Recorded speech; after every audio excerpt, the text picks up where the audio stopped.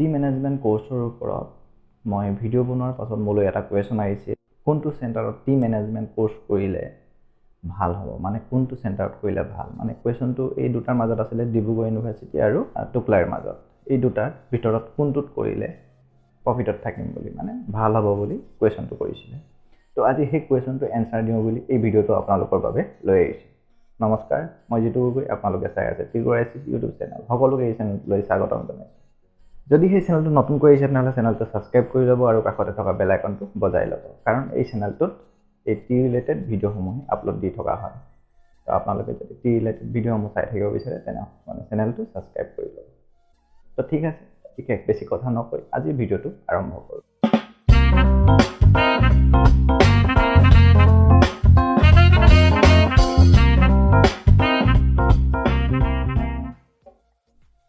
প্ৰথমে আপোনালোকক মই জনাই লৈছোঁ, যদি আপোনালোকে এই টি মেনেজমেণ্টৰ কোৰ্ছসমূহৰ বিষয়ে বনোৱা ভিডিঅ'বোৰ আপোনালোকে যদি চোৱা নাই, কোনটো চেণ্টাৰত এই টি মেনেজমেণ্টৰ কোৰ্ছটো দিয়ে, যদি চোৱা নাই তেনেহ'লে এই ওপৰত দিয়া আই বটনত গৈ আপোনালোকে এই ভিডিঅ'সমূহ চাই ল'ব পাৰিব। নহ'লে ভিডিঅ'ৰ ডেছক্ৰিপশ্যনত দিয়া থাকিব ভিডিঅ'ৰ লিংকসমূহ, তাত গৈও আপোনালোকে চাই এই টি মেনেজমেণ্ট কোৰ্ছটোৰ বিষয়ে আপোনালোকে জানিব পাৰিব।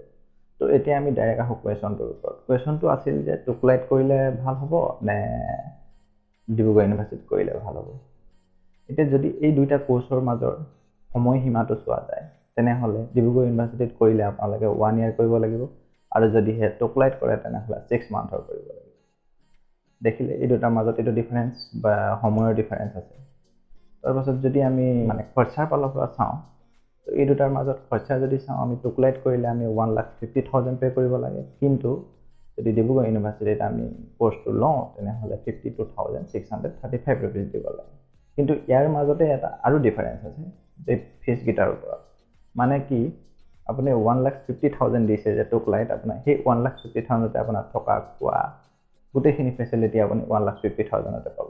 কিন্তু যোনটো 52,635 rupees দিছে, সেই টকাটোত আপোনালোকে অনলি কোৰ্ছ ফিজহে দিব লাগিব। তাত আপোনালোকে থকা খোৱা কোনো ধৰণৰ নাপায়। সেইটো কাৰণে কোৰ্ছৰ তুলনাত চাবলৈ গ'লে ডিব্ৰুগড় ইউনিভাৰ্চিটিত আপোনাৰ কোৰ্ছটো বেছি পৰিব, কিন্তু টুকলাইত কৰিবলৈ গ'লে কোৰ্ছটো অলপ সস্তা পৰিব। তো আৰু এটা নেক্সট ডিফাৰেঞ্চ চাই লওঁ আমি এণ্ট্ৰি হোৱা চিষ্টেমটো। যদি ডিব্ৰুগড় ইউনিভাৰ্চিটিত আপোনালোকে এণ্ট্ৰি হ'ব বিচাৰে, মানে কোৰ্ছটো কৰিব বিচাৰে, তেনেহ'লে আপোনালোকে ৰিটেন এণ্ট্ৰেঞ্চ এক্সামটো দিব লাগিবই, প্লাছ আপোনালোকে পাৰ্চনেল ইণ্টাৰভিউ, গ্ৰুপ ডিছকাশ্যন এইখিনি আপোনালোকে পাৰ কৰাৰ পাছতহে আপোনালোকে এডমিশ্যন ল'ব পাৰিব। কিন্তু টুকলাইত নৰ্মেল এটা এক্সাম, এণ্ট্ৰেঞ্চ এক্সাম দি আপোনালোকে এই কোৰ্ছটোত এডমিশ্যন ল'ব পাৰিব। আৰু জব বিচৰাৰ ফালৰ পৰা আমি চাওঁ তেনেহ'লে যদি টুকলাইত আপোনালোকে টুকলাইত যদি টি মেনেজমেণ্ট কোৰ্ছটো কৰে তেনেহ'লে আপোনালোকে 6 monthত টুকলাইত কৰা মেনেজমেণ্ট কোৰ্ছটোতো কমপ্লিট হৈ যাব, কিন্তু আপোনালোকে তাতে কোৰ্ছটো কৰিলে আপোনালোকে জব বিচাৰি ফুৰিব লাগিব। মানে কি, আপোনাৰ চিনাকি বাগানত গৈ বা চিনাকি বাগানত হ'লেও আপোনালোকে বায়'ডাটা দিব লাগিব, এপ্লিকেশ্যন দিব লাগিব, তাৰপাছত আপোনালোকে তাত ইণ্টাৰ্ণশ্বিপ কৰিব পাৰিব। কিন্তু ডিব্ৰুগড় ইউনিভাৰ্চিটিত কোৰ্ছটো কৰিলে আপোনালোকৰ কি প্ৰফিট হ'ব, আপোনালোকে ডিব্ৰুগড় ইউনিভাৰ্চিটিত কৰিলে মানে ডাইৰেক্ট তাতে আপোনাৰ প্ৰেক্টিকেলৰ কাৰণে বাগানে পঠিয়াই 6 months থিয়ৰী দিয়াৰ পাছত 6 months তেওঁলোকে বাগানে আপোনালোক ভিজিট কৰাই থাকিব। তো তেতিয়া যদি আপোনালোকে এখন মানে প্ৰায় বাগানত গৈ থাকিবলগীয়া হয়, তো সেই বাগানত গৈ থাকিলে মানে কি হ'ল, বহুত মেনেজাৰ লগত চিনাকি হৈ যোৱা হয়, চিনাকি হ'ব পাৰি। তো চিনাকি হৈ গ'লে মানে কি হ'ল, যদি আপোনালোকে মানে তাতে সেই এনেকৈ ঘূৰোতে ফিল্ডটো বনাই ল'লে, তেতিয়া কোৰ্ছটো কমপ্লিট হোৱাৰ লগে লগে আপোনালোকে ডাইৰেক্ট জব কৰিব, মানে এছিষ্টেণ্ট ট্ৰেইনি হিচাপে আপোনালোকে সোমাব পাৰিব। কিন্তু এই দুইটাৰ মাজতে একে সমিল আছে কি, মানে যদি আপোনালোকে দুইটা কোৰ্ছেই কমপ্লিট কৰিলে, কিন্তু আপোনালোকে as a trainee assistant manager হিচাপে আপোনালোকে প্ৰথমতে পষ্টিং হ'ব লাগিব। দুইটা কোৰ্ছৰ একেই, মানে য'তে কৰক, লাগিলে আপোনাৰ কেন্দ্ৰীয় বিদ্যালয়ত কৰক, এগ্ৰিকালচাৰত কৰক, লাগিলে আপোনাৰ টুকলাইত কৰক, গোলাঘাট কমাৰ্চ কলেজত কৰক, ডিব্ৰুগড় ইউনিভাৰ্চিটি য'তে কৰিলেও আপোনালোকে এজ এ ট্ৰেইনি হিচাপে প্ৰথমতে আপোনালোকে ইয়াত জইন হ'ব লাগিব। কিন্তু আপোনালোকে গোটেই 5টা ইনষ্টিটিউটতে আপোনালোকে এই কোৰ্ছটো কৰিবলৈ পোৱাটো এটা কঠিন।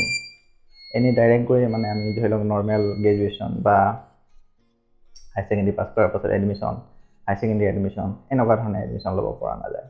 ইয়াতে প্ৰত্যেকখন ইনষ্টিটিউটতে, মানে প্ৰত্যেককেইটা চেণ্টাৰতে written exam, entrance exam, personal interview, এনেকুৱা ধৰণৰ গোটেই যোনটো চেণ্টাৰৰ যি মানে ৰুল আছে এইখিনি পাছ কৰাৰ পাছতহে আপোনালোকে ইয়াতে এডমিশ্যন ল'ব পাৰে।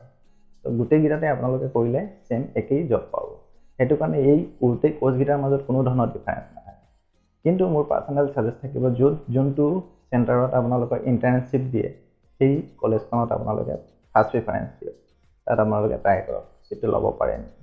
তেতিয়া কি হ'ব, আপোনালোকে ইণ্টাৰ্ণশ্বিপ কৰিলে বাগানত চিনাকি হ'ব, ডাইৰেক্ট আপোনালোকে বেছি বিচাৰি নুফুৰাকৈ জবটো পাব পাৰে।